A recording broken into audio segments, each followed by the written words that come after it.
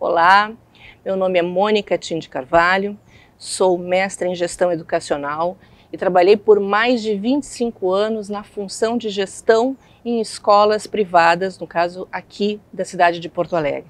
Para mim é uma alegria, uma honra, mais uma vez estar em contato com os gestores da Rede Marista, no que é o Fórum de Gestores de Educação do Brasil Marista. A todos o meu abraço.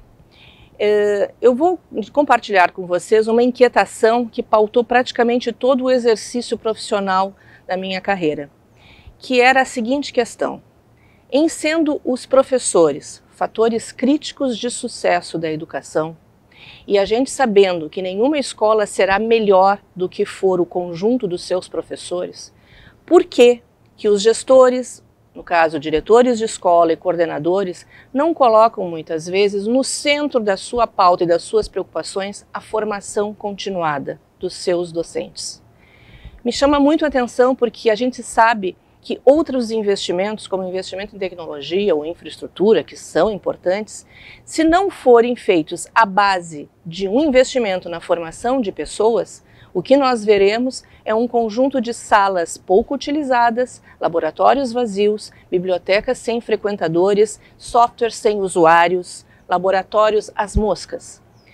Se não houver efetivamente formação de pessoas, todo este aparato é dinheiro posto fora, é recurso que não vai trazer o que a gente deseja, que é a melhor aprendizagem dos nossos alunos. Isto posto, eu pergunto aos senhores se os senhores têm consciência de como se comporta o conjunto de professores que vocês têm em suas instituições. Eu gosto muito de colocar uma classificação, ela é só didática, mas ela nos ajuda a pensar sobre a variedade de professores que nós temos dentro de nossas instituições. Uma parcela desses professores eu considero professores propositores. São aqueles professores que pensam fora da caixa, que têm ideias inusitadas, que não têm medo da ousadia e que se lançam a fazer inovações em educação. Essas pessoas são fundamentais dentro de uma escola, são fundamentais em organizações inovadoras. Mas vejam bem, não são selos que a gente estabelece em todos os contextos. Eles vão variar de acordo com o tema em questão. Se eu estiver com o desejo de implantar um novo projeto de leitura, possivelmente os meus propositores serão X professores. Se eu quiser tratar de uma diferenciação da minha escola pela sustentabilidade, uma educação para a sustentabilidade, possivelmente seja um outro conjunto. Poucos são na intersecção. Enfim, o que eu quero trazer a vocês é que é importante que a gente tenha consciência de que contextos são trazidos no projeto político-pedagógico e com que professores propositores eu posso contar para cada um desses temas ou desses desafios.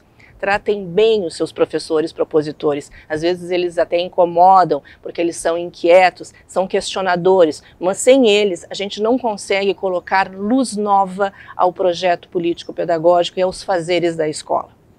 Um segundo grupo muito importante é o grupo dos consolidadores. Diferentemente do primeiro grupo, eles não são ponta de lança, eles não são professores que vão questionar o status quo, mas são pessoas de fazeres impecáveis, são pessoas comprometidas com o bom trabalho da escola. E diante de um universo de desafios, eles tomam para si a tarefa e as executam e contribuem com elas com muito afinco e competência. São as pessoas que dão solidez ao projeto pedagógico de uma instituição. Precisam também ser muito bem cuidados. Sem eles, nós teríamos o risco de inovações que não se sustentam no tempo, de novas ideias que não se transformam em processos que fazem a cultura de uma instituição. E o terceiro grupo é o grupo dos opositores. Num primeiro momento, a gente olha como opositores como sendo um mal. Nem sempre. Os opositores se dividem em duas questões.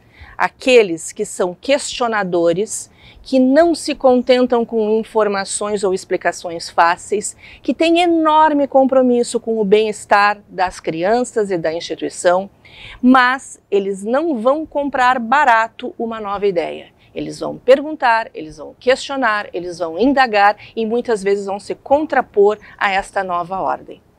Esses professores também precisam muito bem cuidados, porque nós muitas vezes perdemos alguns pontos de vista por estarmos incluídos na paisagem.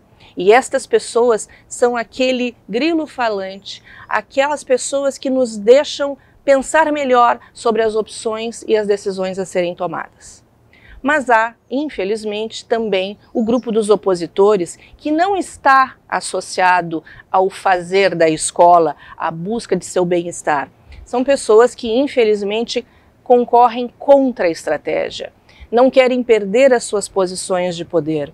E aí é importante que se tenham políticas de pessoas para que esses profissionais não permaneçam muito tempo trazendo coisas graves para as instituições. E aí, infelizmente ou felizmente, a gente tem que pensar ou em reorganizar as suas ações ou até mesmo repensar a sua permanência dentro de uma instituição. Por que eu digo isso? Porque as pesquisas apontam que nada mais grave para o insucesso de um aluno do que um professor não preparado ou não engajado.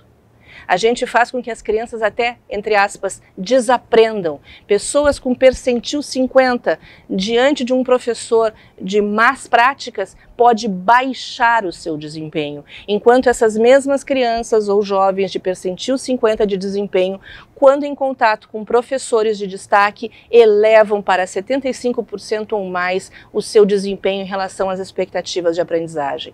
Nós, gestores, temos um compromisso com essas crianças e esses jovens. É o interesse deles, da aprendizagem deles, que deve reger as nossas necessidades de ação.